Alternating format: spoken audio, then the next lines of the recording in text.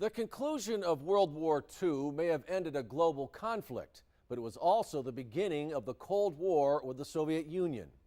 At the time, Colonel Gail Halvorsen had no idea how 2 sticks of gum were about to change his life.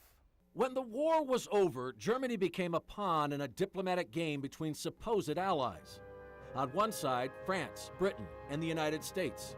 On the other, the Soviets, determined to control Berlin. Not getting their way, they blocked all rail lines into West Berlin in an attempt to starve the residents into submission. The opposing allies reacted by launching Operation Vittles, a massive airlift campaign to bring supplies to 2 million people cut off from the world. Colonel Gail Halvorsen volunteered to be one of the pilots to fly in the goods. Now 92 years young, he remembers like it was yesterday. I got over there about the 10th of July of 1948, flying day and night, 3 round trips. Supplies were flown into Berlin's Tempelhof Airport. After one of his deliveries, Halvorsen noticed a group of kids on the other side of a fence at the end of the runway. He went over to them and was astounded by what they said to him. Before I left, they said, "Look, we don't have to have enough to eat. Just don't give up on us. Just give us a little. Someday we'll have enough to eat, but if we lose our freedom, we'll never get it back." Kids. So touched, he wanted to give them something, but all he had were 2 sticks of gum.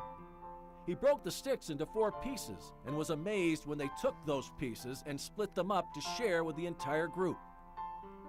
Giving out candy soon escalated to dropping little parachutes with candy rations from planes all over West Berlin.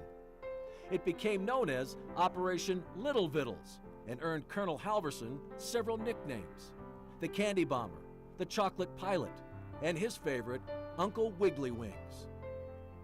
The airlift worked. In May of 1949, the Soviet Union gave up on the blockade.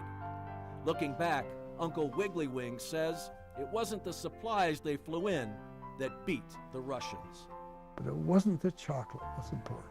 The dried eggs and dried potatoes and coal and everything they had to live, those 2 million people. That was more a symbol of hope, that someday they'd be free. That's what the airlift did. Over 60 years later, Colonel Gail Halvorsen is still being honored by the German people. This month, he is scheduled to return to Berlin to take part in the opening of a middle school bearing his name. Sean Mooney, News 4 Tucson.